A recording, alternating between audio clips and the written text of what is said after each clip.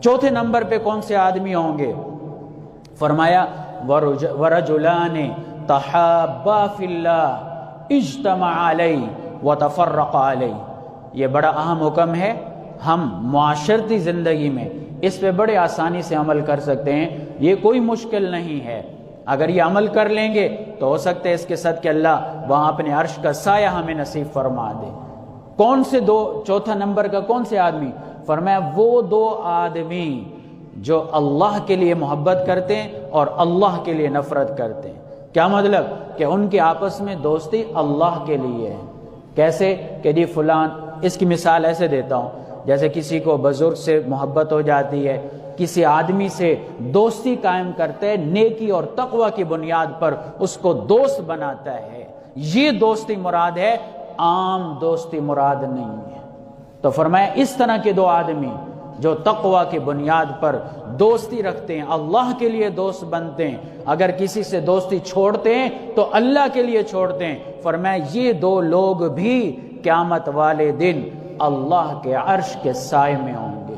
नबी सल्लल्लाहु अलैहि वसल्लम ने दोस्ती की मिसाल दी, फरमाया अच्छी और बुरी दोस्ती की मिसाल ऐसी है जिस तरह आप किसी परफ्यूम वाले के पास जाते हैं, इत्र वाले के पास जाते हैं, तो वहाँ जाकर आप क्या करते हैं कि अगर ख़रीदेंगे ठीक है, या वो आपको गिफ्ट दे देगा।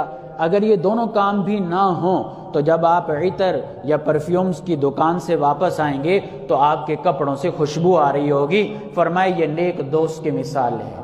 और बुरे दोस्ती की मिसाल, फरमाया जो भट्टी में फूंक मारने वाला है, आग जल रही है, आप जाएंगे तो आपके कपड़े या तो जल जाएंगे या आपके कपड़ों पे राख लग के वापस आएगी, या आपके ऊपर धुएं का असर पड़ेगा, आप वापस आएंगे। तो अच्छी और बुरी दोस्ती का बड़ा असर होता है।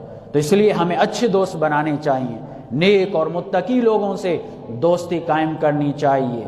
और उसके बाद नबी सल्लल्लाहु अलैहि वसल्लम ने फरमाया कि पांचवें नंबर पे कौन सा आदमी होगा जो अल्लाह के अर्श के साए में होगा? फरमाया वरजुलन तलबतहु ज़ातु मनसबिन व जमाल फ़क़ाल इन्नी अख़ाफ़ुल्लाह।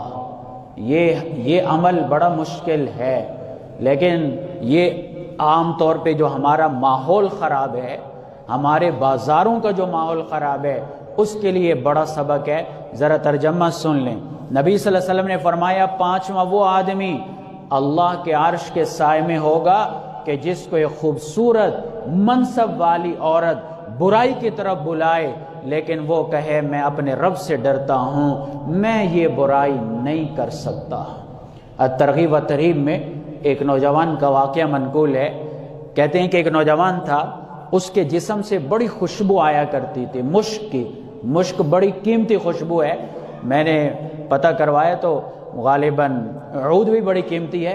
एक साथी मेरे लिए गिफ्ट लेकर आए तो ऊद की खुशबू, वो तकरीबन इतनी सी शीशी 20,000 में आई, और मुश्क तो इतनी सी शीशी जो है वो 40-50 हज़ार में आजकल आ रही है। तो खालिस जो मुश्क है, तो वो कहने लगे, वो नौजवान के अंदर से मुश्क की खुशबू आती थी।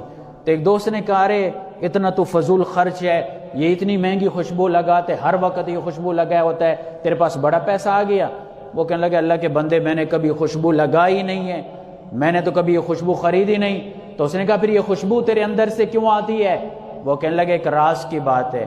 उसने कहा बता क्या राज की बात है? कहा मैं नहीं बताता। कहा बता दे अल्लाह के बंदे, शायद हमारा फ़ायदा हो जाए। तो उसने अपना वाक़या सुनाया कि मेरा वालिद ताजिर था, मैं एक दिन दुकान में उसके साथ बैठा हुआ था, तो एक बूढ़ी खातून आई सौदा लेने के लिए। तो वो जब सामान लेकर गई तो उसने कहा कि अपने बच्चे को भेजो, ये मैं इसको पैसे दे दूंगी।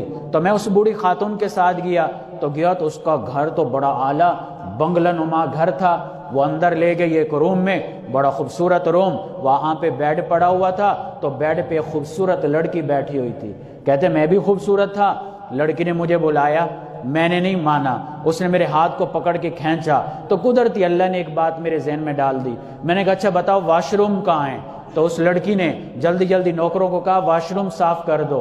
मैं वाशरूम में गया, उस दौर का जो भी वाशरूम होगा। कहते मैं जब वहाँ गया तो मैंने वाशरूम किया और सारा गंद अपने जिस्म पे मल लिया। जब मैं आया तो लड़की ने देखा, बड़ी गुस्सा हुई, ये कौन पागल आ गया, इसको बाहर निकालो घर से।